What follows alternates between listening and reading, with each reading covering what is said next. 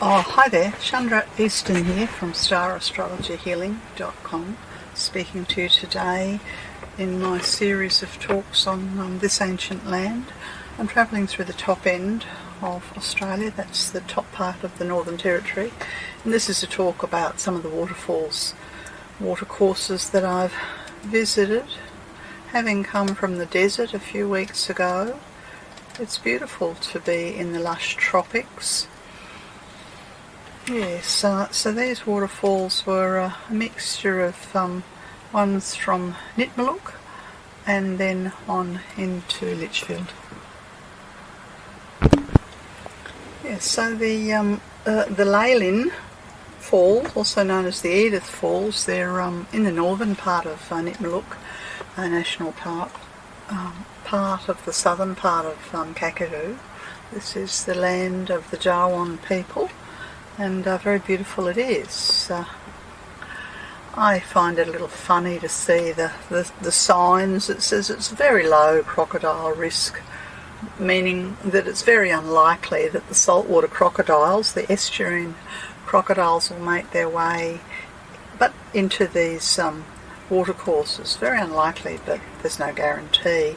Beautiful image here of the freshwater crocodile who inhabits this country. This is the benign crocodile. Is it Goima? Beautiful image, I think, of the totemic creature of these waterways. So to arrive at Leylin and to see the plunge pool, as they call it, well, it's to take your breath away. The walls of the canyon rise up around it. The water's pretty cool. Goodness knows how deep it is. People swimming every hour of the day, from the morning through to the night. Most people have flotation devices. Some of the more intrepid swim all the way across to the waterfall, which is actually not a bad size there, but it's a long way across. Other things to do to walk the circuit. I think it's about 3 kilometres up to the top pool.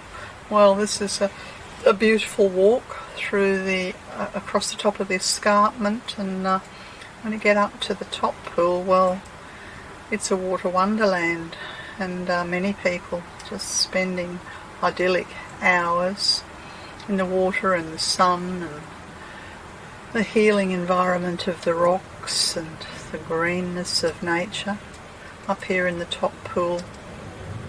I think it's probably the Edith River that I saw as I was walking back down. Yes. And then I left this beautiful place and headed towards the Litchfield National Park. And, well, there are literally dozens of waterfalls and nature reserves, some accessible four-wheel drive, some not. Over the next, I think I travelled 260 kilometres up to Litchfield. And as I sort of left the town of Batchelor and entered into the Litchfield National Park, I came upon these very, very tall termite mounds. And they're a tribute, made by a tiny little creature. I don't know how high. I can't remember. 5, can't see the number. But they're incredibly tall. One of the photographs here, you'll see that's just the smaller one. It's half the size of the larger one. I don't know how long it takes the termites to create these. These are the cathedral mounds, and I suppose it's their survival technique of living in an arid country. And of course the termites, no doubt, I imagine they would have been bush tucker food. Yeah. Anyway, that's just one of the interesting things as I approached all the various waterholes within Litchfield. And as I said, there are so many that one can go to, and I've just listed a few of them here. I went first of all to the Wangy Falls, and again I was just impressed to see that now the warning about the saltwater crocodiles is front and centre. It's it's letting you know that up here we have not just the gentle freshwater crocodiles, but also the ones, the salties as they're called, and I guess they're the estuarine ones who come in from the ocean and make their way downriver. And what happens towards the end of the wet is that the rangers are busy out there trying to catch them and clear the waterways for the tourists. Well, Wangy Falls was not yet clear, and there was a sign saying that there'd been a crocodile, now I'm assuming it was a salty, who'd been sighted here in this beautiful plunge pool beneath the Wangy Falls. I think it was the middle of April. So here I am towards the end of May, and they've still got the plunge pool closed for swimming. So of course, so beautiful as it is, it's hard to stay there when the temperatures are hitting the mid to high 30s. I did wander through the forest and did see some of these beautiful fruit-eating pigeons, part of this region. The next place that I went on to was this most beautiful, beautiful rock holes, the Booley rock holes, and it's very nice to see that they do give some mention, albeit brief here, of the Aboriginal custodians saying that it's an old and ancient place, and that they can sort of experience and sense the ancestors there. As you can see from the images, there are many, many travellers like myself who come looking for water in the midst of this, well, I think it's hot, the locals think it's perfect, 38 degrees, and it's a series of rock holes that probably over at least a kilometre, maybe longer, and every little rock hole there's a half a dozen people gathered around it and swimming in it, and this is from children, pregnant women, families, all the way through to the older people. A very, very beautiful healing place. Very hard to leave the Booley Rock Hole, one of my favourite places. I did then go and have a bit of a bo peep at the Florence Falls, and again it's nice to see the acknowledgement of the Indigenous owners saying that it's a big dreaming here and a place to feed you, body, mind and spirit. And certainly, now I forget, was it 150 steps down?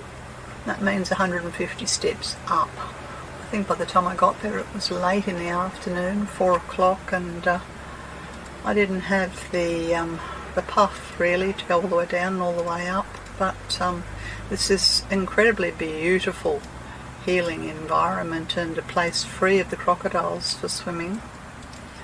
On my way back to the campground I stopped at the Tajitaba, I suppose that's how you pronounce it, Falls, and the Green Ant Creek.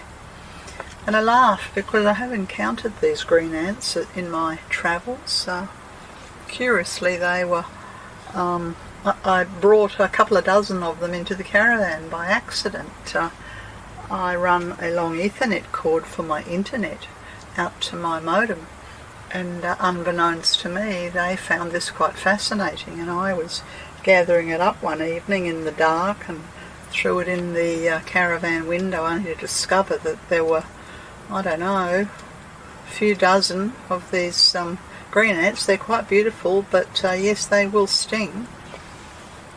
Anyway, here's a creek called the Green Ant Creek, and again it's very nice to see a mention of the local people. It says the Kungarukan, Mukmuk Marananga, Wirat and Were Aboriginal people are the traditional custodians for the Litchfield National Park area. Now, this is the only place in Litchfield where I saw an acknowledgement of the traditional custodians. Their ancestral spirits formed the landscape, plants and animals, and they're still present in the landscape today. They welcome you and ask that you respect this sacred site and not enter the waters of the creek below Jatipa Falls.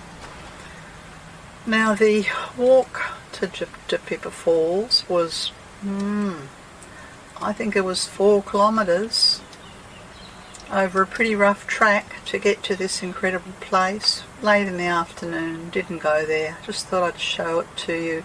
Yet another of these magical, magical places. And having left Litchfield, I took the back road to Darwin through a place called Berry Springs, and I think it was the following day I went down to Berry Springs, and it says that there's a different traditional custodians here. This is the Kungarakan people speak for this area, and they welcome you. And they ask you to be quiet and to sit. They say that it's a women's place and a big women's dreaming area. In more recent times, this area was developed during the Second World War and used by the soldiers. And a bit like the Bully Rock Hole, there are several pools, and you could be in the Berry Creek up near the waterfall, you could be in the main pool, you could be in a lower pool, or even further down. Yes, very, very welcome in the heat, and again, a place of gathering and community and families and peace and stillness. And I spoke to several other travellers there. Some had come from as far afield as Victoria, South Australia. I did speak to one Aboriginal woman who told me that this is her home country and she was there with her children. Beautiful to see a very young baby in the falls there with his dad, his or her dad. And of course you'll see Chandra in the bliss of this very beautiful place. Lots of fish as I tried the various places to swim, and again people are using their little floaty devices because it's extremely deep, not hot like Mataranka, not really cold, just right in fact. And they're very large fish. I did see it on the sign what sort of fish they were, but I can't remember. But some of them were, I don't know, 9 inches long, pretty big. Yeah. Anyway, that's what I've been up to in the last week or two, just dipping my toe in the water, various water holes, and connecting to the spirits of the Oney in the water in this tropical top end of Australia. This has been Chandra Easton from StarAstrologyHealing.com. Lots of these talks on this ancient land. You can type in Central Australia in the website, you can type in the top end and you'll find them. That's all, bye for now.